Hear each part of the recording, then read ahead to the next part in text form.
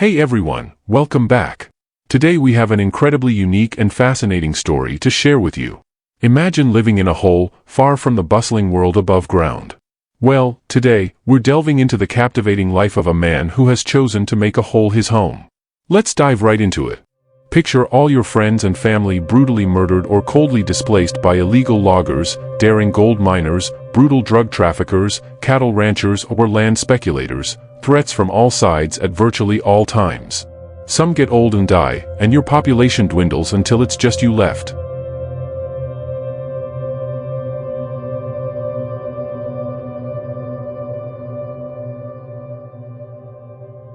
That's the harrowing existence of one solitary native Brazilian Indian known to anthropologists as the man of the hole. Very little is known about him, but he's believed to be the last survivor of his tribe. We don't know his name, we don't know his tribe's name, and we know very little about how he lives, except that he must be very lonely. He digs out large holes, more than 6 feet deep, to either trap animals or avoid threats himself in the vast Amazonian jungle, near the Tanaru River in the state of Rondônia in western Brazil. It's almost certain that the rest of his tribe died from a combination of disease, full-on violence, and getting simply pushed out of where they used to live. Rob Walker, an associate professor of anthropology at the University of Missouri, told the Post. Just bulldozing the habitat, basically. It's pretty sad. Walker, who has searched for the man using satellite imagery, said he most likely uses simple tools like bows and arrows to hunt animals like monkeys, peccaries, deer, armadillos, and pacas. He might fish a little bit as well and probably has a garden, although maintaining it could be tough all by himself, Walker said.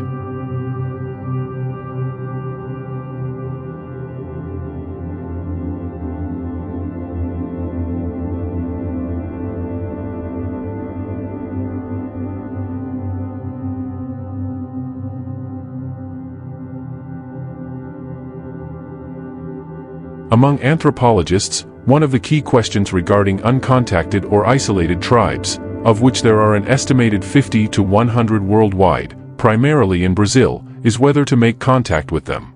Most uncontacted Indians are likely aware of outsiders and possibly have had limited interactions with some, but choose to remain hidden and isolated. The man of the hole has rejected attempts at contact, sometimes violently, but more on that later. The problem here is he sees the outside world as the enemy, Walker said. And then when teams do make contact, he thinks it's going to end poorly for him. But if he had better information, he would know that people do actually care for indigenous people's rights. I think he'd be much more open to making contact. Walker and Arizona State University anthropology professor Kim Hill argued in an editorial in Science magazine last year that the leave them alone strategy supported by Brazil, Peru, and the United Nations is misguided. In 2007, Brazilian government officials declared a 31-square-mile safe zone around the man, ideally making him immune to ranchers and creeping development. Brazil later decided to enlarge that territory by 11.5 square miles and to not contact the man of the hole. Walker and Hill claimed that approach makes two implicit assumptions, that isolated populations are viable in the long term, and that they would choose isolation if they knew contact would not lead to massacre or enslavement. Controlled contact with isolated peoples is a better option than a no-contact policy, Walker and Hill wrote. This means that governments should initiate contact only after conceiving a well-organized plan. Walker told the Post his rationale for that editorial was simple. With modern medicine, the man of the hole will likely live longer than if left entirely alone. Besides, good actors like anthropologists are surely better than the cadre of others who might not have such altruistic intentions. That might sound good in a perfect world, Walker said of no-contact policies. But in reality, there's all sorts of contacts going on. They're just not peaceful ones. One of several holes built by the man of the hole, this one inside a hut he built in western Brazil. Fune.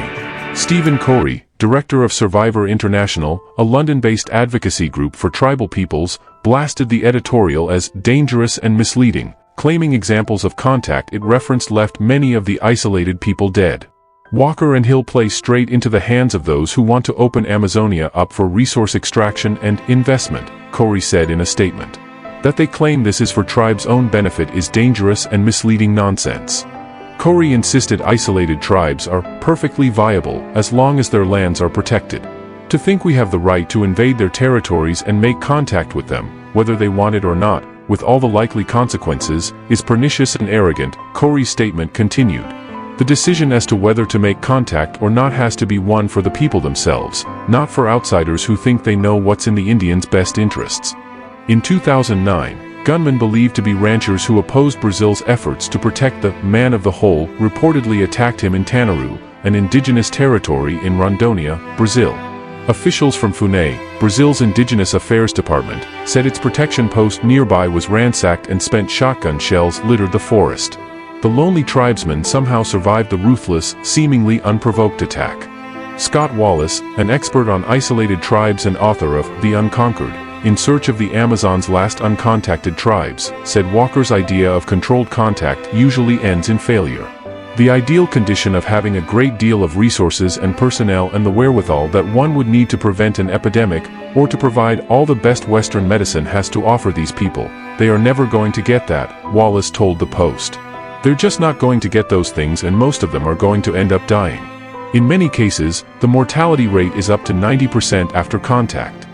Wallace, whose book is an account of a 3-month Amazon expedition in 2002 with Brazilian explorer Sidney Pozuelo, acknowledged there's no easy answer. It's a difficult issue because clearly time is running out for these groups, Wallace said. But that doesn't mean it's still not our responsibility to try to protect their land and to protect them. Despite the reported close call and likely more that went undocumented, the plan to protect him seems to be working. The man of the hole is indeed alive, thriving, perhaps. Marcelo dos Santos, a former FUNAI official who personally made contact with the man of the hole in a 2009 documentary by filmmaker Vincent Corelli, confirmed to the Post that the man planted a small garden as recently as a week ago and that he's still able to hunt for food. He is in good health, apparently because he was walking in the woods, Santos wrote the Post in an email translated from Portuguese. Farmers have respected the untouchability of his land. A spokesperson for FUNAI told the Post that officials from the agency last confirmed he's alive in June. He is alive, read an email from a FUNAI official to the Post, translated from Portuguese. The monitoring activities consist of field expeditions aimed at observing and recording conclusive traces of the presence of isolated indigenous peoples, characterize their use of processes and occupation, without any contact. Fernando Santos Granero, a senior staff scientist at the Smithsonian Tropical Research Institute in Panama, told the Post he believes humanity must respect the will of isolated peoples. And their will is not to be contacted, so don't contact them, he said during a recent interview. Unfortunately, economic factors always have a lot of weight in the political decisions of governments, and often they decide to open these protected areas for oil exploration and mining instead of protecting people who are considered wild and arrogant. Should we extract a lot of oil so the entire country can get richer, or do we protect the lives of 35 people? Santos Granero said he imagines the man of the hole lives a frightening, extremely vulnerable existence, one that could end in seconds due to any number of threats, including but not limited to disease, violence, and shrinking habitat. He represents something that has, unfortunately, become increasingly common, human beings depleting nature and pushing other species to extinction, he said. This guy's the last of his tribe. It must be terrifying. And there you have it, the extraordinary story of a man who's found his own version of contentment by living in a hole. Remember, there are countless ways to lead a fulfilling life, and this story is a testament to that diversity. If you enjoyed this video, don't forget to like, subscribe, and share it with your friends. Thanks for joining us on this adventure, and until next time, stay curious.